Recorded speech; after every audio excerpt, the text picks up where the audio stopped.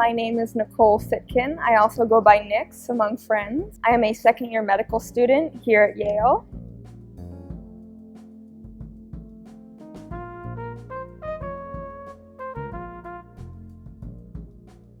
So I was born in Walnut Creek, California, which is kind of one of the suburbs that really surround San Francisco. My father's a lawyer. My mother's a speech-language pathologist.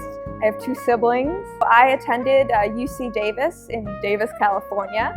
I played on the school rugby team. I studied abroad for a year in France and earned a minor in studio arts. I got to shadow at hospitals. I volunteered as an English language tutor with Iraqi immigrants. But it really wasn't till later in my undergraduate career at UC Davis that I really decided that medicine was for me, and that conclusion came out of not just because I liked the science, but because I really liked working, or the idea of working at that intersection of working with people, learning about culture and society and personality, and then how that influences health. Honestly, the first thing that drew me was the description of the Yale medical system and the idea that you could really make it fit your needs, the direction you wanted to grow in as a health provider, as a professional. I've been incredibly passionate about healthcare disparities and health equity for several years now, particularly as it pertains to individuals and groups who are diverse in terms of sexual orientation and gender identity. And the idea that I could continue that and further that while learning to become a physician at one of the best, if not the best, medical schools in the country just seemed incredible to me, to have that flexibility.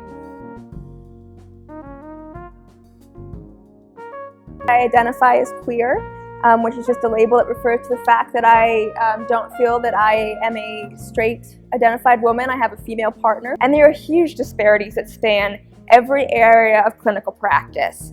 If you want to talk about pulmonology, there's higher rates of asthma among sexual minority women. If you want to talk about pediatrics, in some parts of the country, there's higher rates of unintended teen pregnancy among lesbian and bisexual identified women. Having had personal experience and having heard the stories of my friends and my partner, I also feel very motivated, like I can do something, I can help, and I would really like to give back to a community that has made me feel very at home when I was very unsure of myself and figuring out who I wanted to be and how that could fit with all my other aspirations and dreams.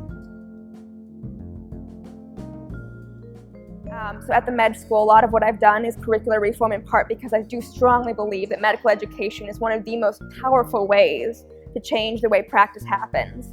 And I have been extremely happy with the enthusiasm and support of both faculty and administration at Yale in doing this work. The Association of American Medical Colleges put together suggested guidelines for medical education around what every doctor who graduates with an MD should be able to do for patients who are LGBT. And using these kind of principles and guidelines, myself and a faculty partner named John Candela have been working with the Dean of Curriculum, Dr. Michael Schwartz, as well as the other deans and numerous faculty and clerkship directors and members to really think about how can we create an integrated, interactive curriculum. I've also been very involved with a student group now called Outpatient, whose goals are to provide educational opportunities around LGBTQ health for the entire health campus, as well as to provide social spaces and support for LGBTQIA identified medical students and other healthcare professional students. I also have recently discovered the joys of yoga, which is keeping me sane. And as I've said, I have a partner to whom I'm very committed. She is currently finishing up a master's of biotechnology at Northwestern. So that's pretty much accounts for my time outside of classes.